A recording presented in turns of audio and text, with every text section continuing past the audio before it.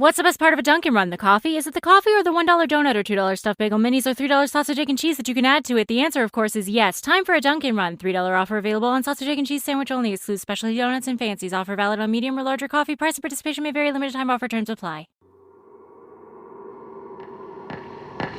Welcome to the Night Owl. The meeting place for those things that keep you up at night. Content may contain graphic language and disturbing scenarios that I can assure you are not for the faint of heart, so listeners' discretion is advised. I'm your host, Isaiah, and if you're still with me, well, maybe you should lock your doors, check those windows, turn out the lights, and get as comfortable as you can. You won't be sleeping tonight. You've been warned.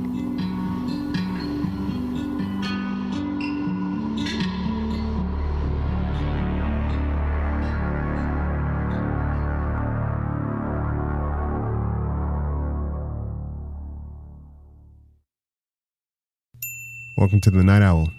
If this is your first time tuning in, then welcome. If you're a frequent visitor, it's good to have you back.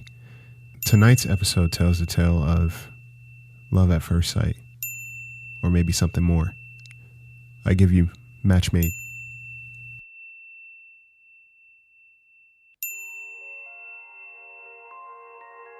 He told me I was irreplaceable. That's what our retired relationship was structured off of. That one statement, I had held on to it until this day. Lyle was a real charmer. Nice, smart, tall, funny, handsome. Something out of a magazine, really. He would walk into a room and you could notice all eyes would be on him. But how we met was a little out of the norm. As a matter of fact, I didn't even notice him at first. It was a late night for me at work, and I figured I'd stop at the market to pick something up quick. The grocery store that I frequently visited was a ghost town. The craziness has subsided, thankfully, and I didn't have to worry about a cart, or a kid bumping into me with the cart, or busy, awareness-less patrons shopping. After a stressful day, a quiet grocery store was a win, especially for me. I was walking down one aisle in particular when I felt someone not too far behind.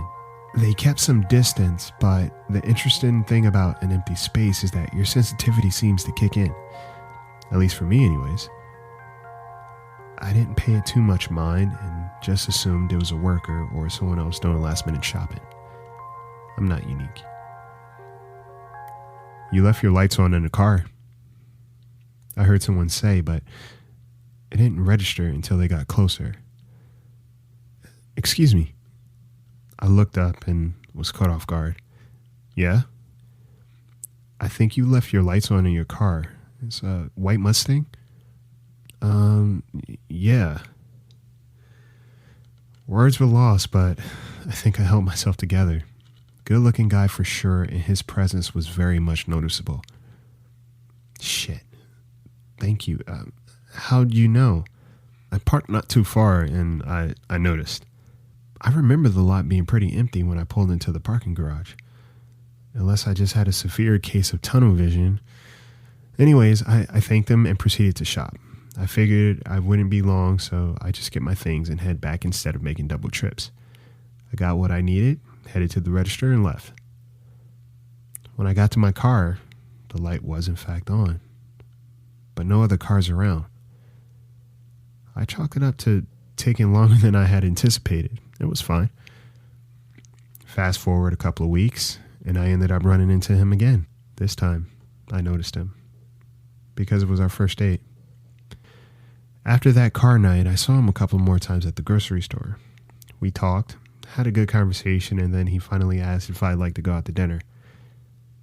It's been a while since I've dated, but it felt pretty cool to be back in the mix of things. The night was great. Hours passed, it seemed like minutes. Months turned into years. We met each other's families and even moved in together by this point. Things were going great. The conversation leading up to all of this was on one night I remember so vividly. It was raining, so we hung out at his place and watched one of those murder docs. We talked about our past relationships like most couples do, and he told me there were a lot that came and went, but I was irreplaceable. It meant the world to hear. a hell of a lot. When he traveled for work, I didn't worry. He sold art and had some pretty neat clients I met over time. So yeah, there were no real concerns for me. One of my friends told me she bumped into Lyle about 2 days ago. He's in Europe for an art show. Really? Yeah, he left Thursday. It was Sunday, so it couldn't have been him based on time. My friend insisted it was him, but it didn't make sense. We talked that night and I told him my friend ran into this doppelganger. He laughed it off and rushed me off the phone. Between the time difference and our busy schedule, I completely understood. It got weird when someone else told me that they saw him too, hanging out by the pier. They said it looked like he was having a heated discussion with someone. It got weird when someone else told me that they saw him too. He was hanging out by the pier and they said it looked like he was having a heated discussion with someone. I didn't want to get too in my head at all. Up until this point, I had no reason to think otherwise. Until there was a knock on my door. It startled me because I happened to be watching another murder mystery, dog. What can I say? It's a thing. It was 2 police officers. In plain clothes. Hi, we're looking for this man. May we come in? Sure. Excuse me, can I ask what Lyle did? He's on a business trip right now, but is something wrong? There was an odd pause. You mean John? There have been a couple of people that have gone missing in the past 6 months that were last seen with him. They explained that the people's cars were found with the light on.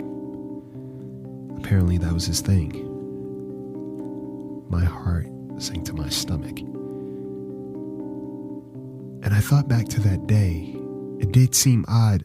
I didn't see any cars in the parking garage, and I didn't even remember turning my light on in the first place.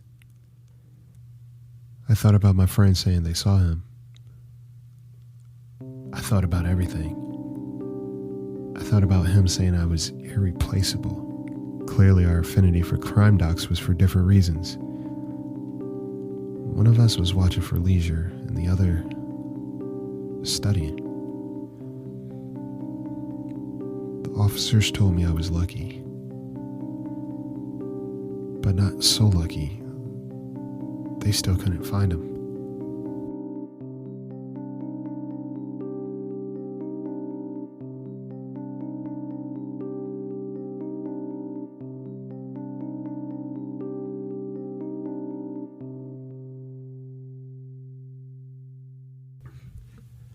So there you have it. Tune in next week for another story to keep you up at night. If you have a story of your own that you'd like featured on this podcast, email at thebirdbrainpodcast@gmail.com with the subject headline, Night Owl. Sleep tight.